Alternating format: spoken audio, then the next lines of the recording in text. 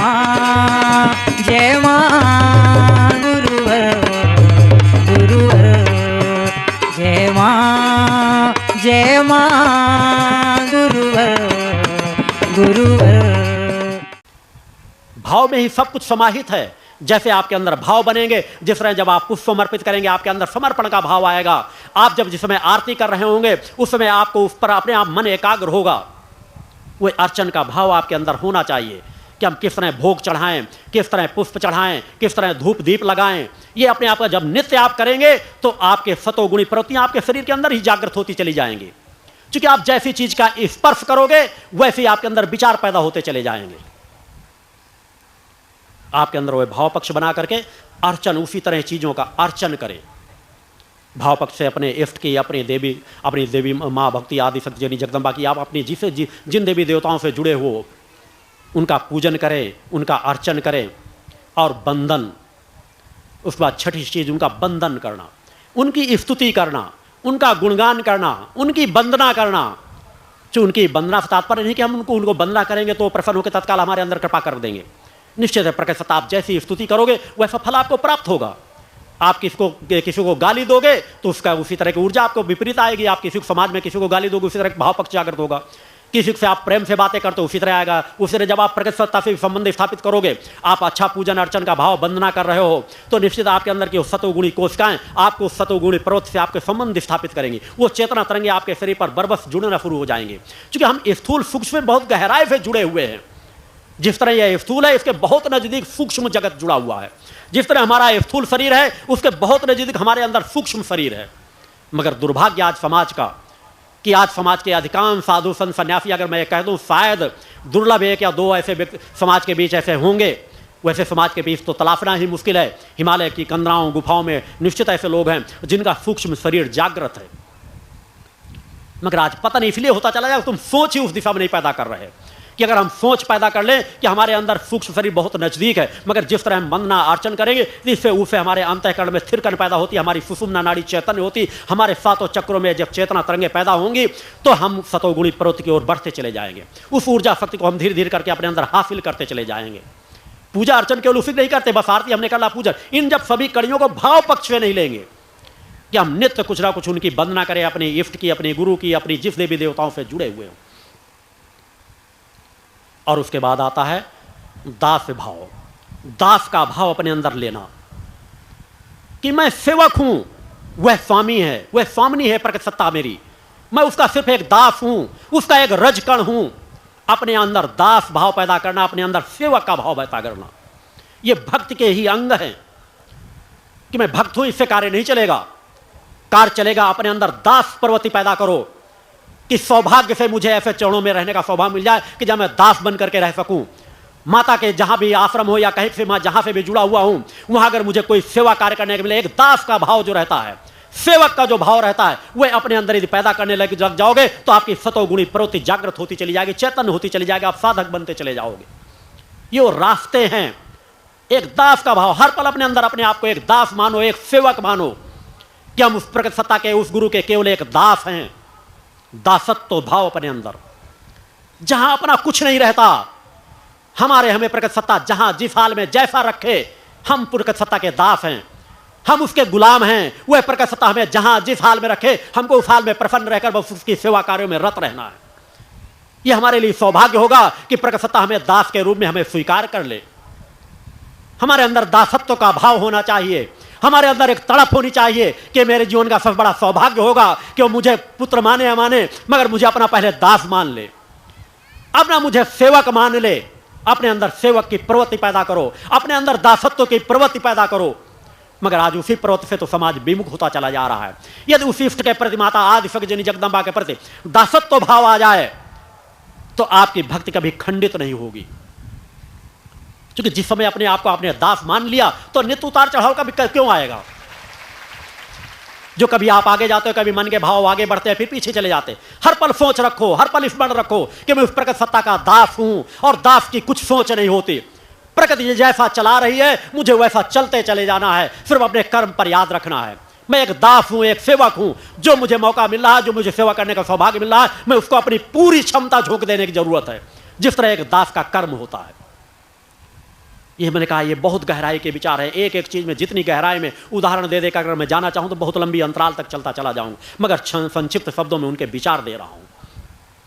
वह दासत्व भाव अपने अंदर पैदा करो, और दासत्व भाव जब आ जाए उसके बाद अपने अंदर पुत्र भाव पैदा करो कि मैं पहले दास हूं, उसके बाद अगर प्रकट सत्ता चाहे तो मुझे अपना पुत्र स्वीकार कर ले।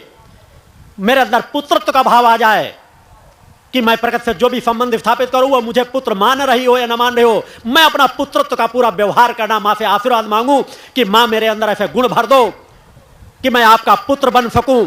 जिस तरह एक अबोध पुत्र अपने माता पिता से प्रेम करता है, अपने माता पिता से लगाव रखता है कि अपने माता पिता की गोदी से बाहर नहीं जाना चाहता, वह पुत्रत्व भाव मेरे अंदर पैदा कर दो कि मैं आपसे विमुख होने की बात ही अपने मन के अंदर सोच ना सकूं। वह लगाव, वह तड़प मेरे अंदर पैदा कर दो। कौन आपको मां की भक्ति से अलग कर सकेगा? अपने अंदर वो अबोध भाव तो लाने का प्रयास करो। नित्य मां के चरणों में जब बैठो तो मां के चरणों के अंदर अपने अंदर तड़प पैदा करो कि मां मेरे अंदर वो पुत्रत्व भाव पैदा कर दो। मां अपने से कभी मुझे विमुख मत करना, मां अपने चरणों का मुझे दास बनाओ और मां अपने चरणों का मुझे पुत्र बना लो, अपना एक अंश मान लो। और वास्तव में हम पुत्र हैं ही, जो हैं उसकी सोच पैदा करना है। हम आप सभी उस प्रकट सत्ता के ही तो अंश हैं, और अंश है तो पुत्रत्व भाव ले आओ, संबंध का भाव ले आओ, और प्रकट सत्ता जितना आपको ज्ञान देती चली जाए उस ज्ञान के हिसाब से प्रकट सत्ता से संबंध स्थापित करो। भौतिक जगत के पुत्रत्व के भाव से न लो, चूंकि पुत्रत्व का भाव समाज में तो बहुत भटका हुआ है कि छोटे के बचपन के भाव अलग होते हैं। जो जो बच्चे थोड़े बड़े होते हैं वह लगाव माता पिता के पास से अलग हट जाता है, वो प्रेम शब्द टूट जाता है। जो निष्ठा, विश्वास और समर्पण की मैंने बात कहा कि वह प्रेम भाव वहां से समाप्त हो जाता है। वह पुत्रत्व भाव हमारा समाप्त होने वाला नहीं होना चाहिए। हम हर पल अबोध हैं, हर पल शिशु हैं। जब हर पल हम शिशु मान करके चलेंगे तो प्रकट सत्ता से हमारे संबंध कभी विच्छेद हो ही नहीं सकेंगे। मगर आज समाज तो केवल जिस तरह की स्थिति में है कि माता पिता से भी एक निर्धारित उम्र बड़ी हुई नहीं, शादी हुई नहीं, तो माता पिता संबंध तो 50% तो अपने आप समाप्त हो जाते हैं। माता पिता के अंदर एक तड़प पैदा करो, एक लगाव पैदा करो। उसी तरह उस प्रकट सत्ता से संबंध एक पुत्रत्व का भाव होना चाहिए। मगर उस प्रकट सत्ता के संबंध के पुत्रत्व के भाव से इस स्थूल जगत के माता पिता के पुत्रत्व के भाव से नहीं जोड़े जा सकते, क्योंकि इससे करोड़ों अरबों, जिसकी मैं ये कह दूं कि कोई संख्या ही नहीं की जा सकती, वो कई गुना ज्यादा उस भाव की गहराई है। उस पुत्रत्व के भाव में गहराई छिपी हुई है। उस पुत्रत्व के भाव की गहराई में अपने आप को डुबाने का प्रयास करो। हर पल अपने आप को पुत्रत्व के भाव में रखने का प्रयास करो कि जिस तरह हर सोच पैदा करो, जिस तरह आप एक छोटे अबोध शिशु हो, अपनी माता से अलग नहीं होना चाहते हो, मां की गोदी से अलग नहीं होना चाहते हो। अगर घंटे 2 घंटे बाद मां की गोदी पाते हो, जैसे आपको लगता है सर्वस्व आपको मिल गया, कि आपको त्रिभुवन कोई कुछ भी दे रहा हो, आप उधर देखना भी पसंद नहीं करना चाहते हो, बस मां की गोदी में डूबना चाहते हो, पिता की गोदी में डूब जाना चाहते हो। वही शिष्यत्व भाव अपने अंदर लाओ, और जब वो शिष्यत्व भाव ले आओगे, वास्तविकता तुम्हारा मन ये स्वीकार कर लेगा। मैंने कहा मन पे जो लगाम लगाने की भक्ति रूपी रथ पे, भक्ति की इसको सारथी बनाओ, लगाम भक्ति को दे दो। भक्ति रूपी भाव जब आप शिष्यत्व के अंदर डुबा दोगे, पुत्रत्व के अंदर डुबा दोगे, दासत्व के अंदर डुबा दोगे, एक अबोध भाव लेकर के हर पल जीवन जियोगे, तो आपके प्रकट सत्ता संबंध टूटेंगे कैसे? प्रकट सत्ता के संबंध आपके इसी तरह आवरण हटते चले जाएंगे। सतोगुणी प्रवृत्ति आपके अंदर पैदा होती चली जाएगी साधना में। और करना क्या है? आपके अंदर वासनात्मक भाव पैदा होता है, आप वासना में, पतन में, मार्ग में चले जाते हो, नाना प्रकार के अनीति, अन्याय, अधर्म कर बैठते हो। और जब वही पुत्रत्व का भाव, दासत्व का भाव, उस तरह का भाव पैदा होता चला जाएगा, तो आपके अंदर वही प्रवृत्ति आपके अंदर जागृत होती चली जाएगी। सतोगुणी प्रवृत्ति आपके अंदर जागृत होती चली जाएगी। तो पुत्रत्व भाव अपने अंदर पैदा करो।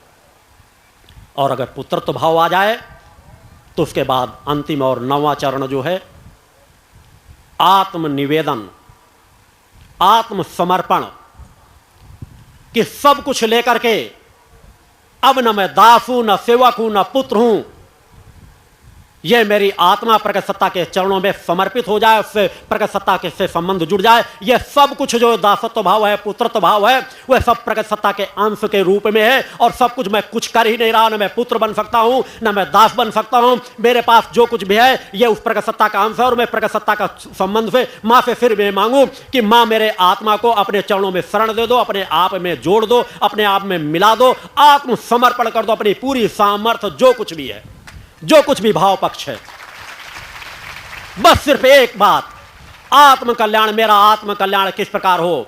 हे मां, मैं बंधनों से जकड़ा हुआ हूं, मैं विषमताओं से जकड़ा हुआ हूं, मेरे अंदर जो आवरण पड़े हुए हैं आपके अलावा और कोई दूसरा हटा नहीं सकता। इन आवरणों को हटाने की सामर्थ्य केवल आप में है। मैं आपसे विमुख होकर दूसरी तरफ देखूंगा तो एक आवरण और चढ़ जाएगा। केवल इन आवरणों को हटाने की शक्ति सामर्थ्य केवल माता आदि शक्ति जगदम्बा केवल आप में है और आप में है। केवल आप ही इन आवरणों को दूर कर सकती हैं और इन आवरणों को दूर करने के लिए मैं आपके चरणों में समर्पित हूं। वो भाव अपने अंदर पैदा कर ले। आत्मसमर्पण का भाव जिस क्षण अपने आपके अंदर आ जाएगा, उस समय आपके अंदर से प्रगट सत्ता के संबंध अपने आप जुड़ जाएंगे और वही संयोग आपका पूर्णत्व का संयोग कहलाएगा। आप जब आत्मावान बनने की पात्रता हासिल कर लेंगे, जिस समय आप आत्मावान का जीवन जीने लगेंगे कि सब कुछ सोच कि मैं एक आत्मा हूं, एक अजर अमर अविनाशी आत्मा हूं, उस माता आदि शक्ति जगदम्बा का अंश हूं और अब तक मैं अलग रहा। अब तक मैंने मां को समझा नहीं, अब तक मैंने अपनी इष्ट को समझा नहीं, अब तक मैंने प्रगट सत्ता को समझा नहीं, अब तक मैं आवरणों में भटकता चला गया और मेरा वास्तविकता सत्य का जीवन क्या है। मेरा सत्य का जीवन है मां में समा जाना, मां से अपने आप को जोड़ देना और उस संबंधों को जोड़ने के लिए पूर्णतः से समर्पण कर दो, परिपात कर दो कि मैं कुछ नहीं हूं, मेरा कोई वर्चस्व नहीं है। और जिस समय वो आ जाएगा, आपके अंदर का अहंकार नष्ट हो जाएगा। जो कुछ भी आप करोगे उसके बाद वह सब कुछ मामय होगा, सतोगुणी होगा, अच्छा होगा, जन कल्याणकारी होगा, चेतना से परिपूर्ण होगा। वह आत्मसमर्पण का भाव आपके अंदर जागृत करना है और वही जीवन की सत्यता है। इसी सत्यता को जब आपको लेकर के चलोगे तो आपको एहसास ही नहीं होगा कि अगर हमें नवधा भक्ति को नित्य अपने जीवन में लगते हैं तो कब कितने क्षण मां के चरणों में हमारे गुजर गए। हमको आलस्य नींद कहां से आएगी? आलस्य नींद तो वही आएगी जब इन नवधा भक्ति में हमारा भाव पक्ष ही नहीं होगा, चेतनता होगी। धीरे धीरे प्रयास करो, नित्य भाव पक्ष को जब जागृत करोगे तो धीरे धीरे वह नवधा भक्ति आपके अंदर समा जाएगी और जब वह समा जाएगी तभी आपके अंदर चेतना शक्ति जागृत होगी। जो मूल मैंने कहा सातों चक्र हैं, कुंडली चेतना का जागृत होने का तात्पर्य नहीं होता कि एक मिनट के अंदर कुंडली चेतना, ये सतत हर पल आपकी सोच विचार चिंतन सब कुछ तो शरीर के अंदर आपके अंदर समाहित है। छोटी छोटी आप बात सोचते हो, कोई चीज बात आपको याद भूल जाती है, आप थोड़ी देर आंख मूंद करके थोड़ा सोचते हो, याद आ जाती है। और वो जो क्षमता शून्य रूप में है या 5% 1% आपके अंदर, उसको क्यों नहीं 100% में बदल देते हो? फिर देखो तुम एक सामान्य मानव से एक महामानव बन जाओगे। तुम्हारे अंदर देवत्व का उदय होगा, तुम्हारे अंदर साधुत्व का उदय होगा, तुम्हारे अंदर संत भाव जागृत होगा, तुम्हारे अंदर ऋषित्व भाव जागृत होगा। अन्यथा तो भगवे वस्त्र धारण कर देने से न कोई साधु संत बन जाएगा न सन्यासी बन जाएगा। ऋषित्व का मार्ग क्या होता है? आपका गुरु ऋषित्व का मार्ग जीता है, ऋषित्व का जीवन जीता है। और उस ऋषित्व को जीवन को मैंने कहा आज के साधु संत सन्यासी समझ सके, यह उनके भी बस की बात नहीं है। उस गहराई को समझ सके उनके बस की बात नहीं। निश्चित मैं एक किसान परिवार में मैंने जन्म लिया है, मगर यदि मैं पूर्व की चीज, मैंने पूर्व का जीवन भी बताया है कि मैं किस चेतना का अंश मात्र हूं, इस जीवन में इस रूप में कार्य कर रहा हूं। उस चेतना की क्या सामर्थ्य है, मगर उसके बाद वर्तमान में भी इस शरीर के रूप में भी लेकर उसी विचारधारा से नित्य आराधना करता हूं, नित्य मां के चरणों में बैठता हूं, नित्य एक साधक का जीवन जीता हूं। वही जीवन आपको भी जीना है। मेरे सामने तो मेरा गृहस्थ बाधक नहीं है, मेरे सामने तो मेरे बच्चे बाधक नहीं है, मगर आप जीवन किस प्रकार का जीते हो? मानव के लिए जीवन जीने की क्रिया क्या सिखाई गई है? किस प्रकार हमें जीवन जीना चाहिए? गृहस्थ का किस प्रकार उपयोग करना चाहिए? किस तरह समाज का उपयोग करना चाहिए? किस तरह हमें जीवन जीना चाहिए? ये सब अब विचारधारा के अंदर जब आप प्रवेश करोगे तो सब कुछ आपको ज्ञान होता चला जाएगा।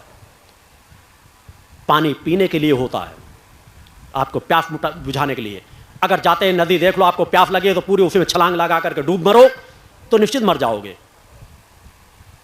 हर चीज का उपयोग कहां, कितना, किस लिए, किस कार्य हेतु, जीवन में हमें कितना धन चाहिए, कितना परिवार संबंध स्थापित करना चाहिए, कितना हमें किस संबंधों को की प्रगाढ़ता देना चाहिए, हर पल अपने अंदर वैराग्य भाव। और जो मैंने कहा नवधा भक्ति का समर्पण आत्म कल्याण का, कि मेरा तो सिर्फ एक और सिर्फ एक रिश्ता है उस प्रकट सत्ता से, बाकी सभी रिश्ते मेरे कर्तव्य से जुड़े हुए हैं। और कर्तव्यों का निर्वहन किस प्रकार करना है, उसमें एक सजगता होनी चाहिए। रिश्ता तो सिर्फ एक है, दूसरा रिश्ता हो ही नहीं सकता। और जब उस रिश्ते से आप अपने आप को जोड़ लोगे तो आपके अंदर चेतना आएगी, चेतनता आएगी, धैर्यता आएगी, स्थायित्व आएगा, मन को शांति मिलेगी। और वास्तव में जब उस संबंध को आप प्राप्त कर सकोगे तभी आप एक अभय जीवन प्राप्त करोगे। मैं निर्भय जीवन की बात नहीं करता, एक अभय जीवन जहां भय ही ना हो। क्योंकि अगर अनेकों लोग कभी एक भक्त मांगता है तो क्या मांगता है कि हे प्रभु मुझे निर्भय जीवन दे दो। अभयदान तो छोटी बात है, अभय निर्भय दान। निर्भय का मतलब है कि कहीं भय समाहित है, निर्भय भय में परिवर्तित हो सकता है, मगर अभयपूर्ण जीवन में कोई भय नहीं होता। जिस समय तुम आत्मावान जीवन जीने लग जाओगे तो अभय जीवन तुम्हारा हो जाएगा, भय मुक्त हो जाएगा। किस कलिकाल के वातावरण से तुम भय ग्रसित होगे? कौन सा संघर्ष तुम्हें तोड़ सकता है? कौन सी विघ्न बाधाएं तुम्हें डिगा सकती हैं? उस सत्य पथ से तुम्हें विमुख कर सकती हैं। सिर्फ एक विचार शक्ति अपने अंदर पैदा करो कि मैं एक आत्मावान जीवन जीने वाला उस प्रकट सत्ता का एक अंश हूं। मुझे में आत्मावानों का जीवन जीना है, एक साधक का जीवन जीना है। आपके अंदर एक संकल्प सोचे कि मैं एक ऐसे ऋषि का शिष्य हूं जिसकी अलौकिक शक्ति सामर्थ्य के सामने तुलनात्मक क्रम में खड़ा होने की इस धरती पर किसी के पास सामर्थ्य नहीं है। आपके अंदर तब वो तृप्ति आएगी, तब आपके अंदर जब वो चेतनता आएगी। मैं भी चाहता तो प्रलोभनों का जीवन समाज के बीच जी सकता था। मैं भी चाहता तो आज हर ऐसा कौन सा घर है जो मुझे बुलाना नहीं चाहता। मैं भी चाहता तो 365 दिन समाज के बीच टहलता रहता, मगर आप लोगों के कल्याण के लिए, आप लोगों के हित के लिए यहां एकांत साधना में रत रहता हूं। मेरे जीवन का सब समय बिल्कुल बंधा हुआ है कि कितने समय मुझे उठना है। नित्य 2:30 बजे, नित्य 2:30 से 3 बजे के बीच तो ऐसे नियमित रूप से मेरे उठने की आदत है।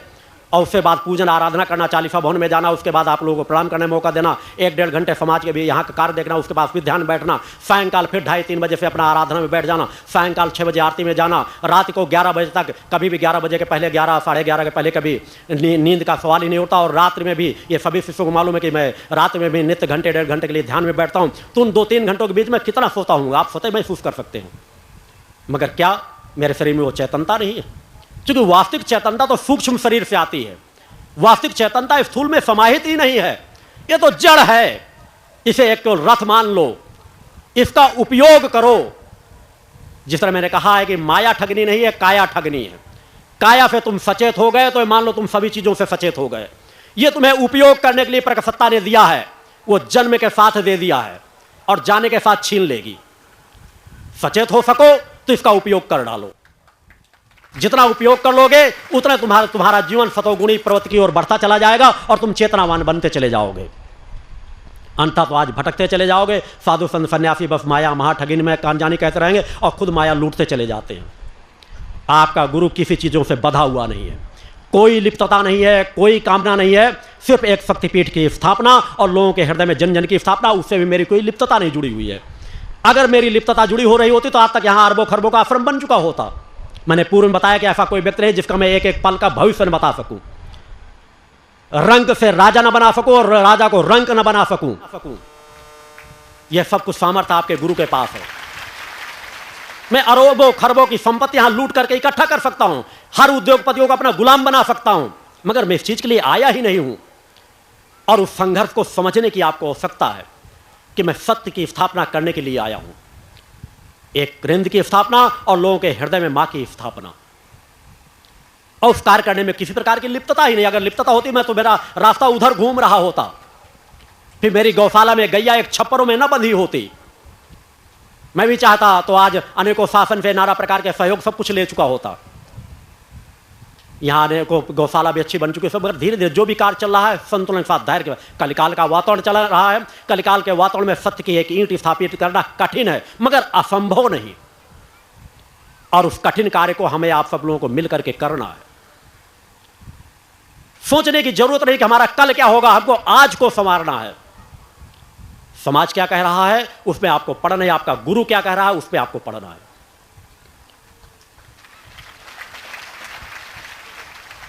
आज तक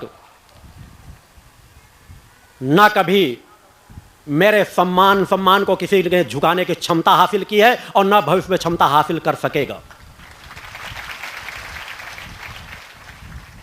मैंने जो धर्म युद्ध छेड़ा है वह माता आदि सज्जनी जगदंबा की शक्ति के बल पर छेड़ा है।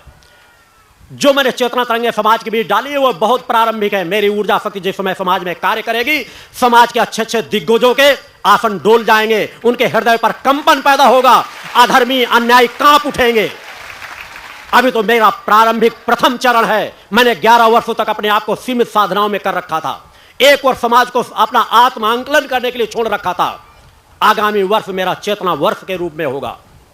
वह प्रवाह जन जन में मेरी ऊर्जा तरंगे किस प्रकार से कार्य करेंगी, यह आने वाला समय देखेगा।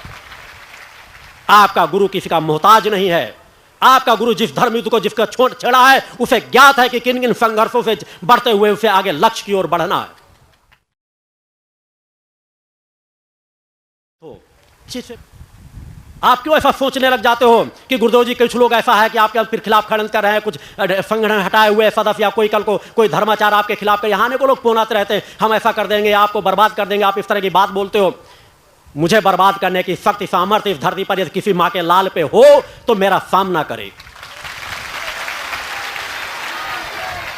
और उस नाम को कौन बदनाम कर सकता है जिस नाम को माता आदि शक्ति ने जगदंबा ने स्वतः प्रदान किया हो।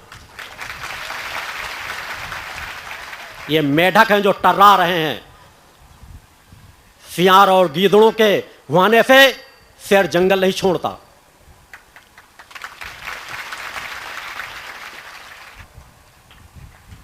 मैं उनमें नहीं हूं कि सोमनाथ के मंदिर तोड़े जाते रहे और लोग कहते रहे भगवान उनकी आंखें फोड़ देंगे। मेरे सामने अगर किसी की शक्ति और सामर्थ्य है तो मेरे सामने आकर मैं जिस प्रकट सत्ता से जुड़ा हूं उस प्रकट सत्ता के खिलाफ एक शब्द कह करके देखे।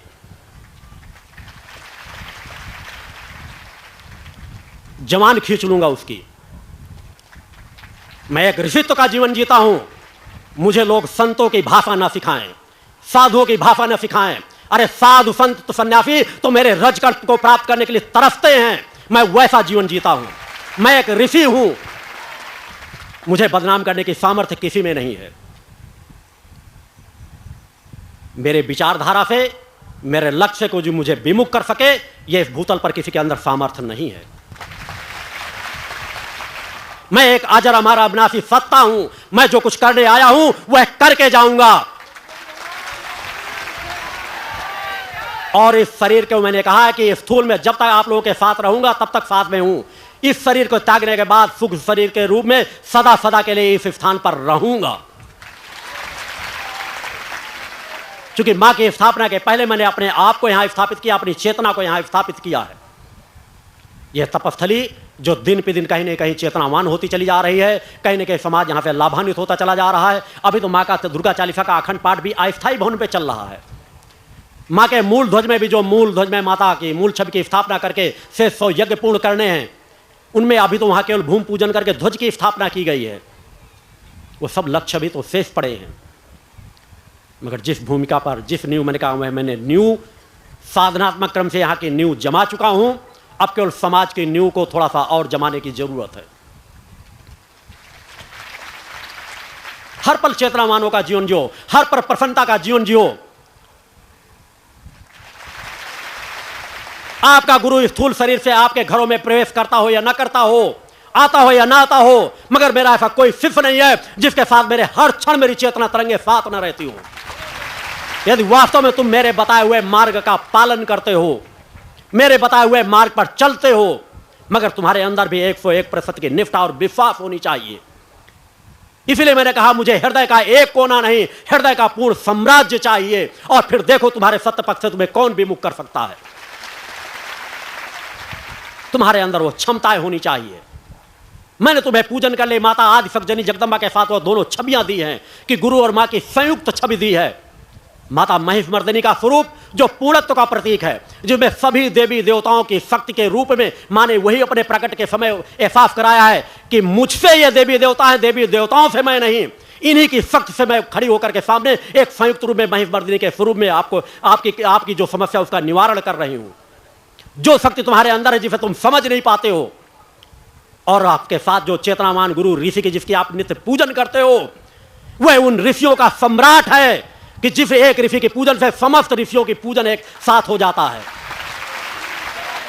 इस सत्य को आज नहीं तो कल तक आप धीरे धीरे एहसास करते चले जाओगे। आपका गुरु चेतनावानों का जीवन जीता है, सूक्ष्म का जीवन जीता है। ब्रह्म ऋषि नाम ऐसे संबोधन नहीं है, योग ऋषि नाम ऐसे संबोधन नहीं है, परमहंस नाम ऐसे संबोधन नहीं है, और ये नामों के संबोधन मेरे लिए तुच्छ और नगण्य हैं। जिस दिन उस सत्य को समझ जाओगे उस दिन लगाओ आपका प्रगट सत्य, आपके अंदर साधक भाव आ जाएगा, आपके अंदर आनंद की अनुभूति होगी, आपके अंदर तृप्ति की अनुभूति होगी, आपके अंदर सत्य स्वतः बजने लगेगा, आपकी सतो गुणी कोशिकाएं आपके अंदर प्रभावक रूप से कार्य करने लगेंगी और तभी आप निर्भय जीवन प्राप्त कर सकोगे।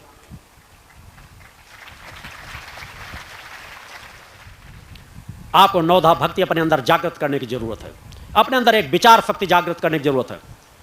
आपको गुरु के अनुरूप चलने की आवश्यकता है, गुरु आपके अनुरूप नहीं चल सकता, आपको गुरु के अनुरूप चलना पड़ेगा। जब आप वो विचारधारा हासिल कर लेंगे तो आप उस विचारधारा पे आगे बढ़ते चले जाएंगे। कभी भी व्यथित नहीं होने की जरूरत है, यहाँ के वातावरण का हर पल लाभ लेने की जरूरत है। एक एक मिनट जो आपको मिल रहा है उसको पूरा अपने आप को उसका उपयोग करने का प्रयास करो कि जो वर्तमान हमारे हाथ में आया है वह बेकार ना चला जाए, और जो समय का सदुपयोग कर लेता है सच्चा मानव वही है, सच्चा शिष्य वही है, सच्चा साधक वही है।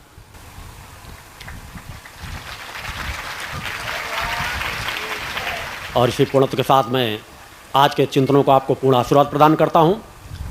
आरती की ओर बढ़ूंगा। आरती पूर्ण चेतनता, धैर्यता, स्थिरता के साथ उन व्यवस्थाओं में लगेंगे। आरती के क्रमों में सभी लोग चेतनता जिस क्रम से आरती कराएं उस क्रम से आरती करें। बोल जगदम्ब माते की जय। या देवी सर्वभूतेषु शक्ति रूपेण संस्थिता, नमस्तस्यै नमस्तस्यै नमस्तस्यै नमो नमः।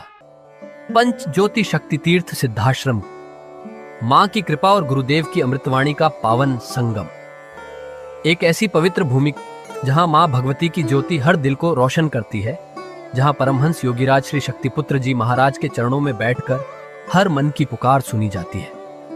पंच ज्योति शक्ति तीर्थ सिद्धाश्रम, जहां हर कदम पर साधना, हर सांस में भक्ति और हर पल में जन कल्याण की सुगंध बिखरती है। आओ इस अलौकिक यात्रा में शामिल हो और देखो कैसे एक आश्रम ने करोड़ों जीवन को बदला। युगवंदनीय धर्म सम्राट, युग चेतना पुरुष सद्गुरुदेव परमहंस योगीराज श्री शक्तिपुत्र जी महाराज के पावन चरणों में कोटि कोटि नमन, वंदन और प्रणाम। उनकी कृपा से एक ऐसी पवित्र स्थली का सृजन हुआ जो तप, योग, ध्यान और साधना का स्वर्णिम केंद्र है। यह है मध्य प्रदेश के शहडोल जिले की ब्योहारी तहसील में बसा पंचज्योति शक्ति तीर्थ सिद्धाश्रम, जिसकी नींव परम पूज्य गुरु वर्श्री ने 23 जनवरी 1997 को रखी। तब से यहाँ मां भगवती की अखंड ज्योति जल रही है और 15 अप्रैल 1997 से श्री दुर्गा चालीसा का अखंड पाठ अनंत काल तक जन जन के कल्याण के लिए गूंज रहा है। हर सुबह और हर शाम जब सूरज की किरणें और चांद की चांदनी सिद्धाश्रम को चूमती हैं, तब परम पूज्य गुरुदेव जी माता भगवती आदिशक्ति जगत जननी दुर्गा जी सहित सभी देवी देवताओं और सहायक शक्तियों की आरती करते हैं। इस पावन बेला में भक्तों के हृदय मां की भक्ति में डूब जाते हैं। मूल ध्वज साधना मंदिर में भी रोज सुबह शाम होने वाली आरती में भक्तों का समूह उमड़ता है। यहाँ हर मन की पीड़ा मिटती है, हर शरीर को शांति मिलती है और हर आत्मा को सुख, शांति व समृद्धि का आशीर्वाद प्राप्त होता है। परम पूज्य गुरुदेव की कृपा ऐसी कि वे रोज सुबह और शाम भक्तों से निःशुल्क मिलते हैं। मां के भक्त और गुरुदेव के शिष्य अपने मन की बात उनके चरणों में रखते हैं और बदले में समाधान व आशीर्वाद पाते हैं। अब तक 1 करोड़ से ज्यादा भक्त गुरुदेव से मिलकर उनके मार्गदर्शन से जीवन की राह पा चुके हैं।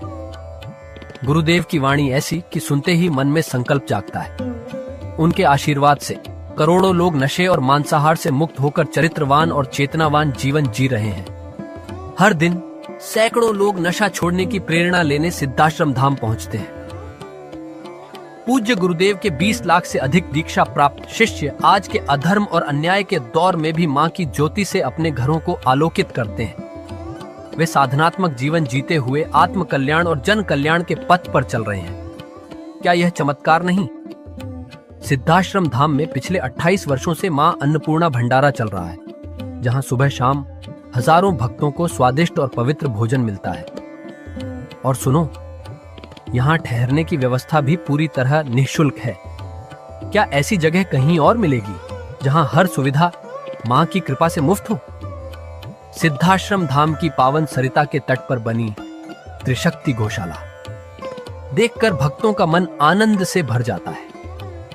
हर महीने शुक्ल पक्ष की अष्टमी को गौ सेवा समर्पण दिवस मनाया जाता है। जब परम पूज्य गुरुदेव और पूजनीय शक्तिमयी माता जी अपने हाथों से गायों को रोटी खिलाते हैं। यह दृश्य देखकर हर भक्त का हृदय गदगद हो उठता है। गौशाला के पास ही स्वामी श्री राम प्रसाद आश्रम जी महाराज की समाधि मन को शांति देती है और पास ही दानवीर गुफा स्थल हर किसी को असीम शांति का अनुभव कराता है। हर साल शारदीय नवरात्र में सिद्धाश्रम धाम में शक्ति चेतना जनजागरण शिविर का भव्य आयोजन होता है। लाखों भक्त यहाँ योग, ध्यान और साधना सीखते हैं, गुरुदेव के चेतनात्मक चिंतन को सुनते हैं और माँ की अलौकिक आरती का आनंद लेते हैं। माँ की कृपा और गुरुदेव का आशीर्वाद पाकर हर भक्त धन्य हो उठता है। 23 जनवरी सिद्धाश्रम स्थापना दिवस एक और पावन अवसर है। इस दिन अखिल भारतीय सिद्धाश्रम दौड़ प्रतियोगिता, योग भारती सामूहिक विवाह और शाम को सुर संध्या व कवि सम्मेलन का आयोजन होता है। क्या मजा है जब भक्ति और संस्कृति का ऐसा संगम देखने को मिलता है। सिद्धाश्रम धाम का जनसंपर्क कार्यालय हर जानकारी का खजाना है। यहाँ से मासिक सिद्धाश्रम पत्रिका और साप्ताहिक संकल्प शक्ति अखबार मिलता है, जिसमें गुरुदेव की ऋषिवाणी और प्रेरक लेख पढ़ने को मिलते हैं। और हाँ, यहाँ माँ के प्रसाद के रूप में शक्ति जल भी निःशुल्क मिलता है। इस शक्ति जल ने करोड़ों लोगों को नशे और बीमारियों से मुक्त कर चेतनात्मक ऊर्जा दी है। क्या यह माँ की कृपा नहीं? जन कल्याण का एक और अनुपम उदाहरण है निःशुल्क वस्त्र सहायता केंद्र, जहां लाखों जरूरतमंदों को कपड़े दिए गए हैं। यह सिलसिला आज भी अनवरत चल रहा है। सिद्धाश्रम धाम में पौधारोपण का भी बड़ा काम होता है। परम पूज्य गुरुदेव जी महाराज एवं पूजनीय शक्तिमयी माता जी स्वयं समय समय पर पौधारोपण करके पर्यावरण को बढ़ावा देते हैं। सिद्धाश्रम धाम में अनेक प्रकार के फल, फूल और औषधियों के हजारों पेड़ों की हरियाली देखकर मन प्रसन्न हो जाता है। सिद्धाश्रम धाम में विभिन्न प्रकार की हरी सब्जियां उगाई जाती हैं, जो निःशुल्क चल रहे मां अन्नपूर्णा भंडारे में प्रयोग की जाती है। परम पूज्य गुरुदेव जी ने मानवता, धर्म रक्षा और राष्ट्र रक्षा के लिए 3 धाराएं बनाई हैं। भगवती मानव कल्याण संगठन, पंचज्योति शक्ति तीर्थ सिद्धाश्रम और भारतीय शक्ति चेतना पार्टी 15 मार्च 1995 को बने। भगवती मानव कल्याण संगठन के 1 लाख से ज्यादा कार्यकर्ता नशा मुक्त, चरित्रवान और परोपकारी समाज बनाने में जुटे हैं। संगठन का नशा विरोधी आंदोलन इतना प्रभावी है कि पिछले कुछ सालों में 2000 से ज्यादा अवैध शराब माफियाओं पर कार्रवाई हुई। संगठन के समर्पित और कर्मठ कार्यकर्ता दिन रात इस मिशन में लगे हैं। Siddhashram Ayurveda and food products के जरिए शुद्ध दवाएं और खाद्य पदार्थ बनाए जाते हैं। इन्हें लेने या व्यापार के लिए एजेंसी पाने के इच्छुक लोग संपर्क कर सकते हैं। आओ सिद्धाश्रम की इस पावन यात्रा का हिस्सा बनो। यहाँ माँ का अखंड गुणगान सुनो, साधना में डूबो और परम पूज्य गुरुदेव के दर्शन कर जीवन को धन्य करो। भगवती मानव कल्याण संगठन तुम्हें मानवता, धर्म और राष्ट्र की सेवा में शामिल होने का सादर न्योता देता है। जय माता की, जय गुरुवर की।